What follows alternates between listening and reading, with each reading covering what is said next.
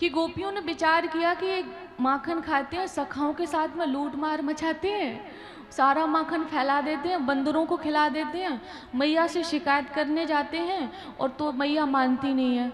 तो एक बार क्या हुआ कि गोपियों ने माखन को बहुत ऊंचाई पे टांग दिया। वो जो छीका होता था ना, वृंदावन बिहारी लाल की, सभी का ध्यान व्यासपीठ की ओर। कृपया जिसको जाना है किसी काम से तो चले जाएं, उसकी नहीं दिक्कत है, लेकिन आप लोग ना देखें, अशांति ना फैलाएं, नहीं तो आप फिर कथा का आनंद नहीं ले पाएंगे। तो इसलिए तो गोपियों ने विचार किया कि ऐसे तो मैया मानती नहीं है कि मेरे घर पे खुद ही 9 लाख गायें, किसी माखन मिश्री की कमी है क्या? सुलाला हमारो तुम्हारे घर पे चोरी कर भेजे है। मैया मानती नहीं थी। तो गोपियों ने जो छीका होता था ना, उसके ऊपर माखन रख दिया, मटके में माखन रखा और छीके के ऊपर रख दिया। तो एक सखी ने बोला कि ऐसा करो, इस पे घंटी लगा दो, जब वो सखाओं के साथ चोरी करने के लिए आएंगे ना तो ये घंटी बजेगी, घंटी बजेगी ना तो हम सब लोग जान लेंगे, और जान लेंगे तब उनको पकड़ के और इन्हें मैया के पास लेके जाएंगे, तब मैया मानेगी कि ठीक है। और ऐसा ही हुआ, घंटी लगा दी गई और वहां पर माखन रख दिया गया। और भगवान को लगा कि घर में कोई नहीं है, सखाओं के साथ धीरे धीरे आगे बढ़ते हैं। और वहां बढ़ के, जैसे आपने देखा होगा जब माखन लीला की जाती है तो एक सखा के ऊपर दूसरा, दूसरे के ऊपर तीसरा, तीसरे के ऊपर चौथा, तब कहीं फोड़ी जाती है जन्माष्टमी पर। तो ऐसा ही हुआ, एक के ऊपर एक, एक के ऊपर एक, और सबसे ऊपर कन्हैया चढ़े हैं। अब नीचे से तनसुका कह रहा लाला जा पे तो घंटी बंधी है। तो भगवान कह रहे चिंता मती करो, अभी घंटी से हम बात कर रहे हैं। तो घंटी से कहा सुनो, ये माखन जब तक हम और हमारे सखा न खा लें तब तक तुम बजना मत। तो घंटी ने कहा ठीक है। तो जैसे ही माखन निकाल रहे हैं और सखाओं को दे रहे हैं, माखन निकाला, सखाओं को दिया, तो जितने सखा, अब तक सखाओं ने खाया माखन, घंटी नहीं बजी। अब भगवान ने माखन को निकाल के जब अपने हाथ पे रखा खाने के लिए, और रख के जैसे ही मुंह में भोग लगाया, घंटी बजने लगी, टन टन टन। और जब घंटी बजने लगी और वैसी गोपियां अपने घरों से भागी निकल के कि घंटी बज रही है, अब तो माखन चोरी के लिए आ गया लाला। तो सखा तो सब भाग खड़े हुए और भगवान ही पकड़े गए। आज पहली बार छोटे से बाल गोपाल 4-5 साल के हैं, पकड़े गए। अब पकड़ के देख लाला, आज तेरी मार लगवाऊंगी, आज तेरी शिकायत करूंगी। मैया तो माने ना, तू माखन खाए सो खाए, सकन को खिलाए, और जो माखन ना खाया जाए वो बंदरों को खिलाए। तूने ऐसा उत्पात मचा हुआ है, आज मैया से जाके कहूंगी और तेरी मार लगवाऊंगी। चल। देखिए ब्रज में ऐसी ऐसी लीलाएं की, मैंने कहा ना, शेष गणेश दिनेश जाहे नित्य निहा में दिहा में, ताहे अहीर की छोरियां छचियावर छाछ पे नाच नचावे। भगवान ने ऐसा प्रेम बहाया ब्रज की धरती पे कि कभी रज में लौटते हैं तो कभी रज खाते हैं, और कभी वृंदावन में पादुकाओं को नहीं पहना। मैया कहे लाला पादुकाएं पहन लो, नंगे पांव घूम रहे हो, तो कहते ना गैया मैया को भी पहनाओ तब पहनेंगे, क्योंकि वो मैया है।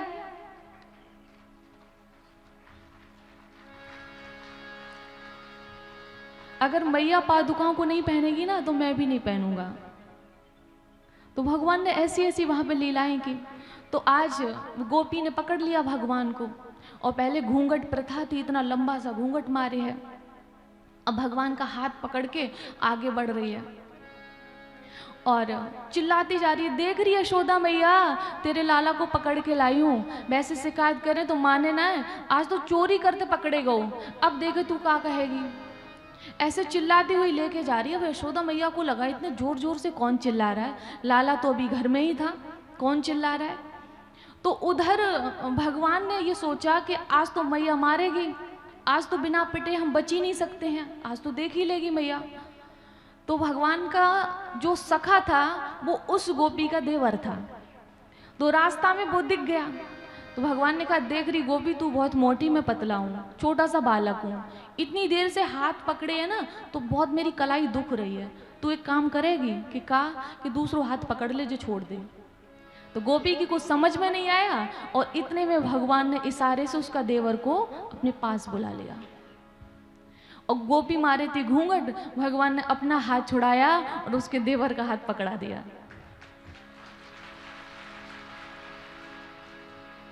और भगवान भागते हुए चीपी गली से लेके, ये सब वृंदावन की गलियां हैं, चीपी गली से होके भगवान निकलते हैं और मैया के जाके गोद में बैठ जाते हैं। देख मैया, सवेरे से घर पे हूँ, मैं कहीं गया हूँ? मैया ने कहा, नहीं कहीं नहीं गए हो।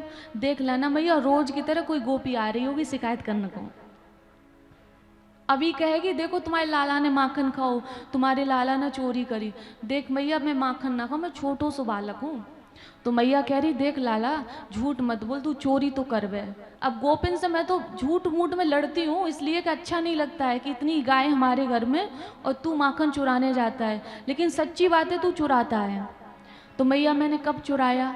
तो भगवान से मैया कहती है कि तुम जब गए थे उस दिन गाय चराने के लिए, जब वापस आए तो हमने देखा कि तुम्हारे मुख में माखन लगा था, तो तुम गायों को छोड़ के गोपियों के यहाँ चोरी करने के लिए गए थे।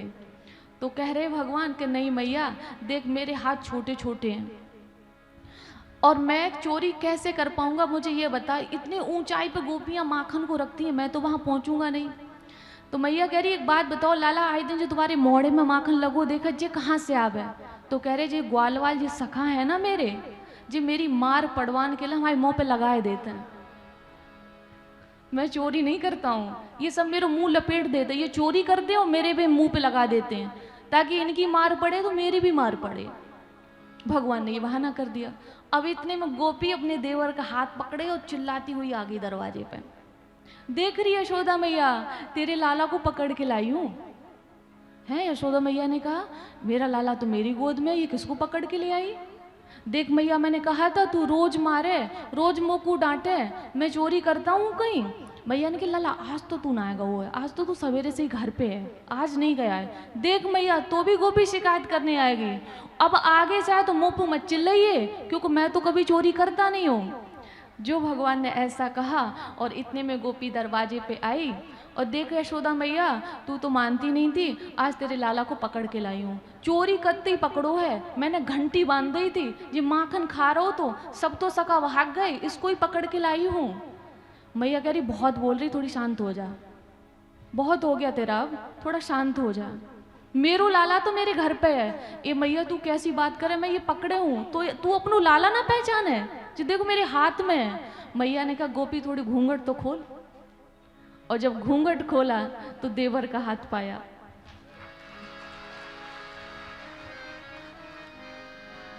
भगवान इस आर्य में कहते, देख आज तो तेरे देवर का हाथ दिया है ना, कल से अगर तूने मैया से शिकायत करने की सोची ना तो तेरे आदमी को ही हाथ दे दे। तो ये लीलाएं सूरदास जी ने भर भर के लिखी हैं, वो थोड़ा पदों के छंदों के माध्यम से होती हैं, उन्होंने भर भर के ये लीलाएं लिखी हैं।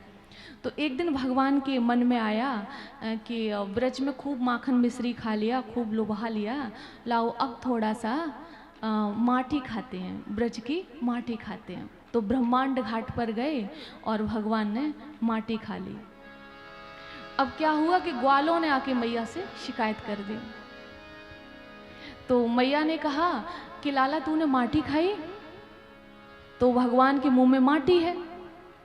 तो कह रहे हैं, ना हम भक्षितवानम्ब सर्वे मिथ्याभिशंसिना यदि सत्य गिरस्तर ही समक्षम पश्चिमे मुखम। भगवान कहते हैं कि मैया ये सब के सब झूठ बोले, मैंने माटी नहीं खाई। मैया कह रही, हाँ हाँ सही कहे, तू ही तो हरिश्चंद्र है, सब झूठे हैं, तू ही तो सच बोले और तो सब झूठ बोले। तेरे जो दाऊ दादा है ना वो भी तो कह रहे तूने माटी खाई। तो भगवान कहते हैं कि अगर तो को मुंह पे भरोसा ना है, यदि सत्य गिरस्तर ही समक्षम पश्चिमे मुखम, मैं तेरे सामने हूं, मेरा मुख खुलवा के देख ले। अब मन में डर रहे हैं कि माटी तो है और मैया को दिख गई तो मारेगी, अगर इतनी लंबी चौड़ी दलील नहीं दूंगा तो ये मुंह खुलवा देगी, और भगवान को लगा कि ऐसा मैं कहूंगा तो मैया मुंह नहीं खुलवाएगी।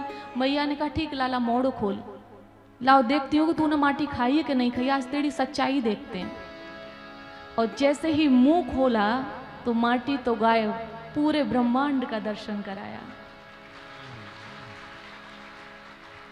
नदी, पहाड़, वृक्ष, समुद्र, पूरा ब्रजमंडल, पूरा भारतवर्ष, नंद भवन और यशोदा मैया अपने आप को देख रही है भगवान के मुख में, कि वो भगवान का मुख देख रही है, ये अपने आप को भगवान के मुख में देख रही है।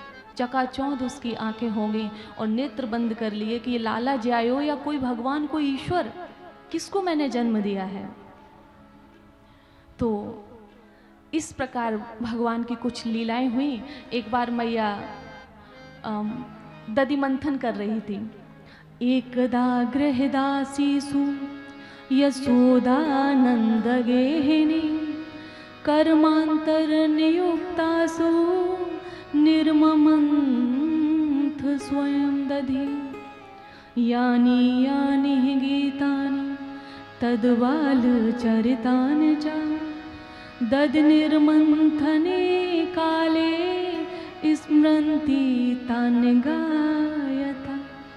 माताओं को बहुत बड़ी सीख दी है यहाँ पर यशोदा मैया ने। अनेक दास दासी घर में थे और उसके बाद भी अपने लाला की सेवा मैया स्वयं करती थी। यहाँ पे ये सीख दी है, जो लोग बहुत व्यस्त रहते हैं, जो लोग पति पत्नी दोनों ही व्यस्त रहते हैं और बच्चों को आया के ऊपर छोड़ देते हैं, ये उनके लिए दिया है।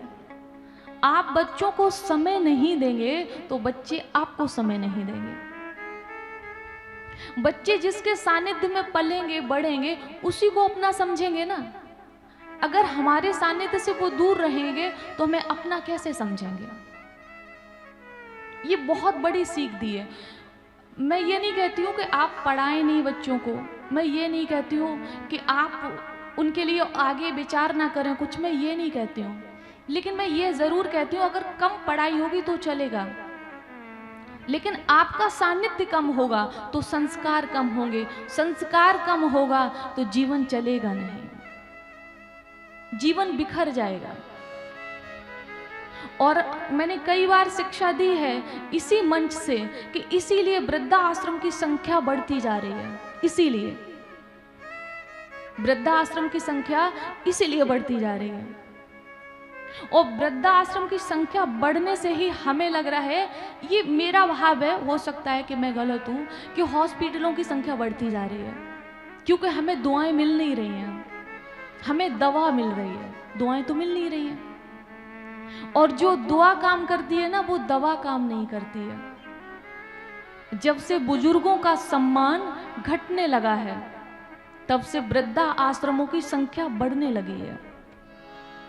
जब से बुजुर्गों का सम्मान घटने लगा है, वृद्धा आश्रमों की संख्या बढ़ने लगी है, तब से लोगों की झोली में दुआएं कम, दवाएं ज्यादा बढ़ने लगी हैं।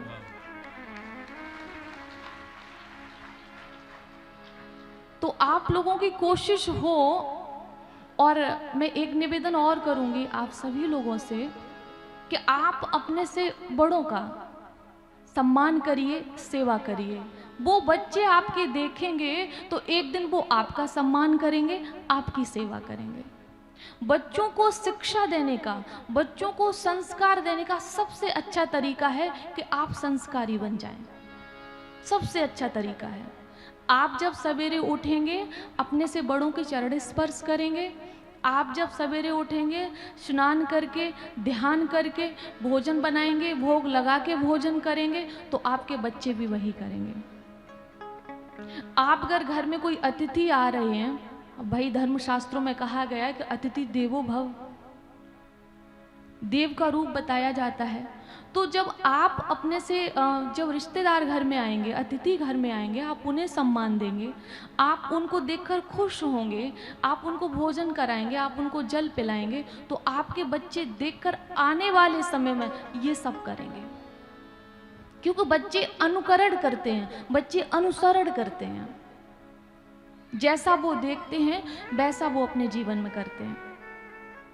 आप उनको सिखाने बैठो तो शायद वो नहीं सीख पाएंगे, लेकिन आप अगर ये करने बैठ जाओगे ना, अपने जीवन में करने लगोगे, तो बच्चे भी करने लगेंगे। बहुत सी माताएं हैं ना, बच्चों को बचपन से ही कोई छोटे छोटे श्लोक सिखाती हैं, राम राम कहना सिखाती हैं, दंडवत करना सिखाती हैं। वो बच्चों का भविष्य कुछ और होता है।